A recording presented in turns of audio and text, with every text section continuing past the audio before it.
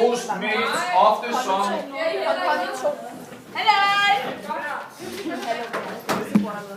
Så tænker jeg nok, at det betyder fonetisk. Det står for vagina.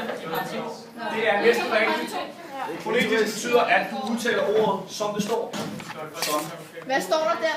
Fonetisk, jeg har lige sagt. Hallo, Jose, står det der på Men i hvert fald, bolken! Hun satte det på i går, da hun skrev den der status på Facebook. Har du nogle forslag til, hvordan vi kan lave det ord, der er fonetisk? Ja, det var da ikke særlig svært. Hvad, Trine? Det var med vilje, Trine. Hvis nu vi Men siger, Julie, vidste det? Julie, de eneste, det er dem der. Så, altså. Og det kan man jo sige er meget interessant. Det kan man jo.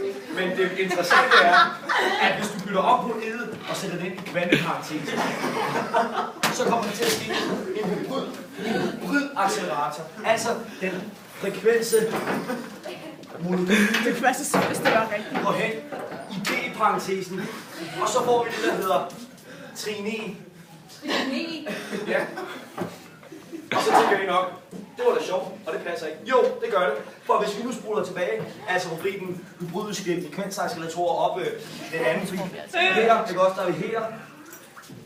Ja, så ender vi med, at hvis vi tager bogstaverne og ganger med 2 ifølge den alfabetiske, altså vi rykker til 4 takker frem, vi rykker æret 4 takker frem, så kommer der til at stå vagina. Og I tænker, vagina, det passer ikke. Nej, der kommer til at stå Vagina så. hans søn, som betyder vagina på norsk.